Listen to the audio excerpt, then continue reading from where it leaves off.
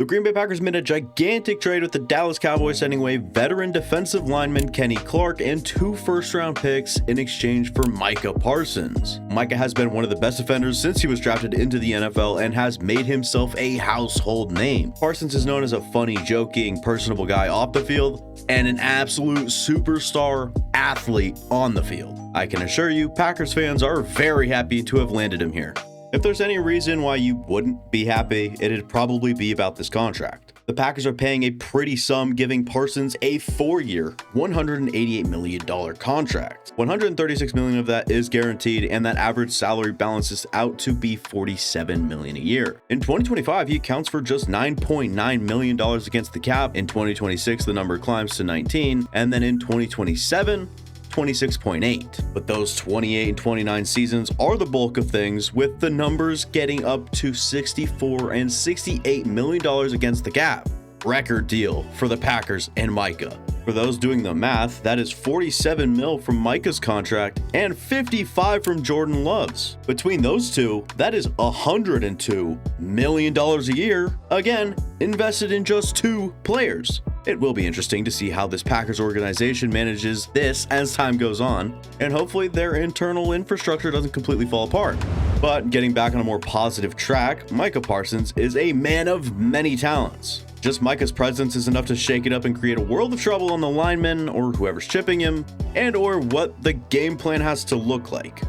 Talking about making problems for people, I watched 4 games from last season and listed every pass rush move he successfully used to give offensive linemen problems. I counted 15 different moves, 6 bull rushes, 4 double swipes, 2 club swims, 2 long arm moves, a stutter swipe rip, a stutter double swipe, a stutter rip, a double swipe swim, a rip move, a club move, an inside club move, and a club rip, and a hump move, and a push pull.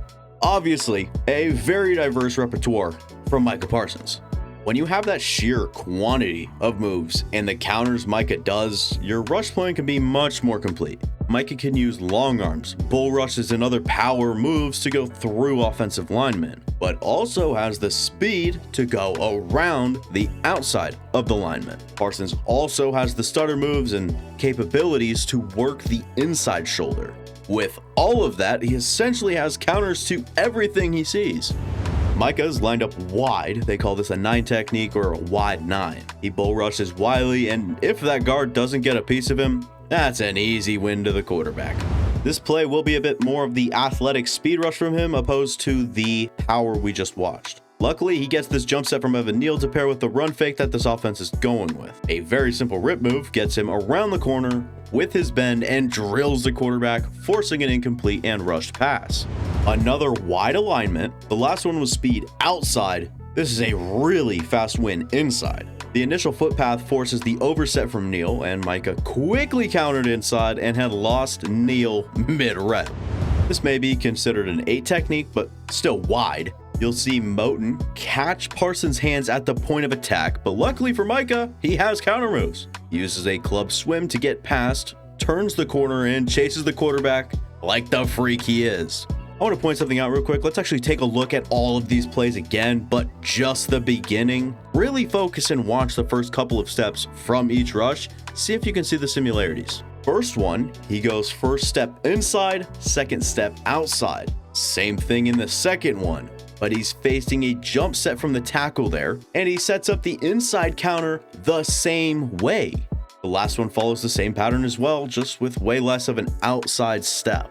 But you see the ability to disguise each rush and make them all look the same, or at least very similar, creating question and pause in these offensive linemen's heads. And even if each rush had its tells, I think Parsons could still figure it out. Now, I believe that because he's that special of an athlete. Some of the stuff you see Micah Parsons do on a football field is not stuff that anyone can really replicate or match. I posted this one on the old Twitter the minute after I watched it. Watch from right here. Jaden's trying to escape, but watch Parsons close down on him so fast and jump on his back to make the play. This second angle is just as fun to watch, with Parsons rounding the corner with a strong pivot and then just unleashing the speed to close in and put Jaden Daniels in the dirt. I had to rewatch this one a few times, rubbing my eyes, making sure I was still seeing correctly. He gets through using an inside club move, but raises up and starts getting driven. But all of a sudden, he hops, pivots, bends, and dips out to chase down the quarterback. Now, he didn't reach the quarterback, and this play didn't lead to a whole lot of production at all, but oh my goodness, it led to me being entertained and astonished at the same time. Basically, this guy's truly built different. Micah probably weighed around 255 pounds, and moving around like he does is a rarity for anyone along a defensive line. Not a lot of people are as athletic, flexible, and as strong as he is. With Micah being as destructive as he is, and the athlete he is, it makes him incredibly difficult to game plan against and deal with. It's incredible the amount of respect teams have for him. I thought this play was a great tell for how much emphasis teams have on Micah Parsons. He is lined up further inside here as a 4-technique D-end. The offense is running long trap, but watch the center. He immediately moves to Micah, leaving the middle open, and Micah's teammate, Osa Odigizua, was able to shed and make the tackle.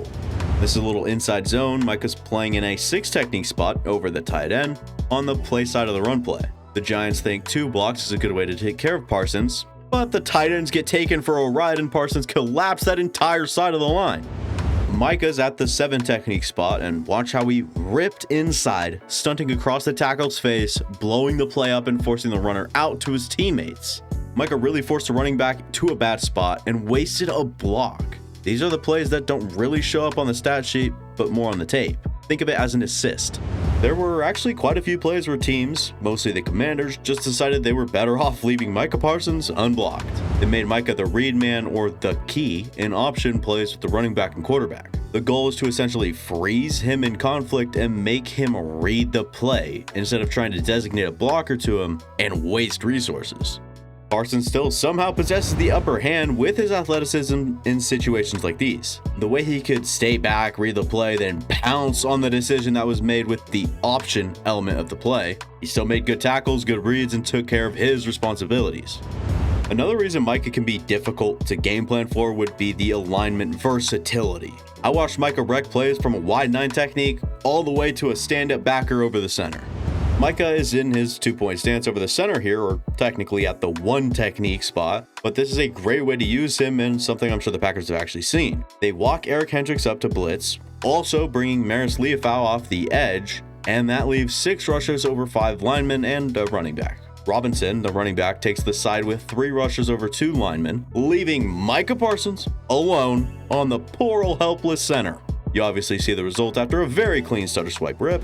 This is another stutter move he used just from the 4-eye spot to get around the guard and center for a sack. Dominance from Micah. That's all this is. Nothing special, no outside factors, just Micah crushing it at his job. You guys have already seen some of the rushes from a little bit wider out, but you do see the kind of versatility he has up and down the line.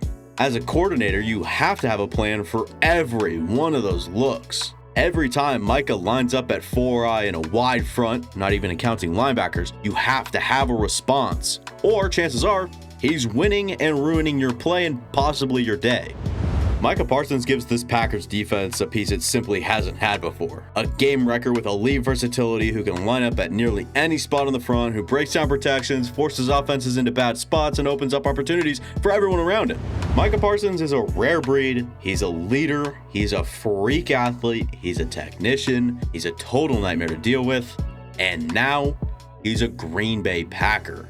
Anyways, that'll be it for thanks for watching. If you guys enjoyed, go ahead and check out my Twitter. If you liked what you saw today, I'm sure you'll like what's on there. That will be it for me. Thanks for watching. If you guys enjoyed, go ahead and leave a like, go down, subscribe, go watch the past content on the channel. It would mean a lot, and I will see you guys next time.